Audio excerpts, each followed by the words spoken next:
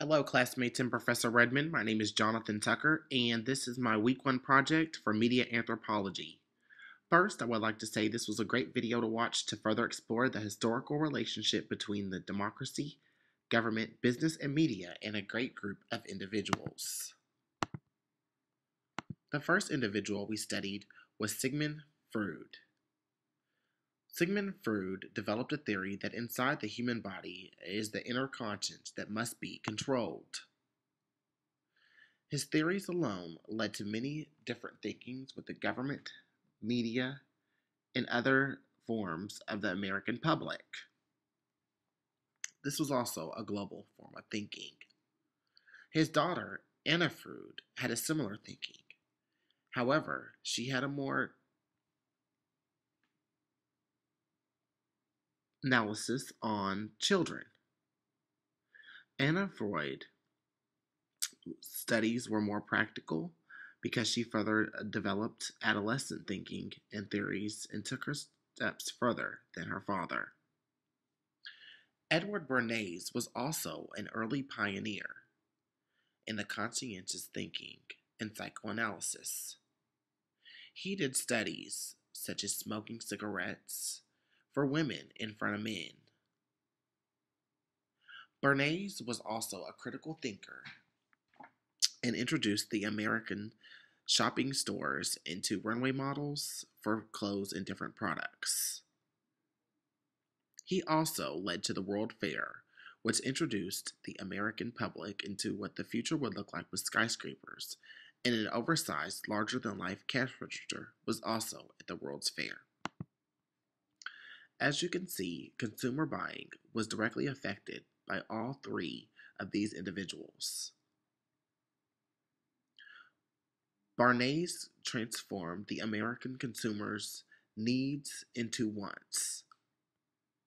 This form of thinking trickled down even into corporate America today. Larger corporations are using focus groups to determine the needs and wants of their customers combined. This is in direct effect to these forms of thinkers. As you can see, the American government also had to deal with the fallout because of democracy. There were riots and clashes with the police. This led to an unstable American market, and many investors got scared. As the investors got scared, they pulled their stocks and sold them.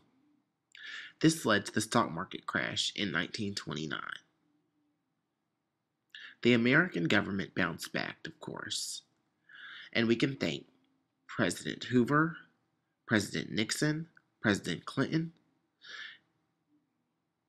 Even Dr. Martin Luther King had his theory on democracy, that the world would be a better place with it. These leaders trailblazed American politics and transformed the idea that democracy was the way to go.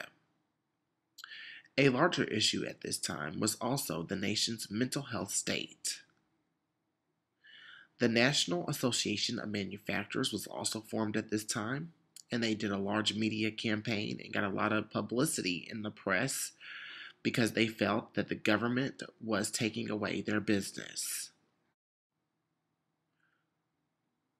This got press from press and newspapers nationwide.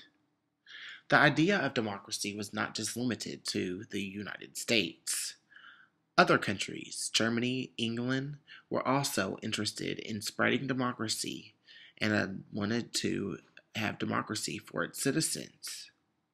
As you can see from the text, democracy was very popular during this time, as it is today. Finally, Noam Chomsky is a more modern trailblazer and is described as the world's most intellectual person. He believed, for instance, that no matter the language we speak, it's all the same. Furthermore, he also developed a belief that there was a revolution in a practice of democracy, further believing that the public should be in a specialized class and must not be eluded.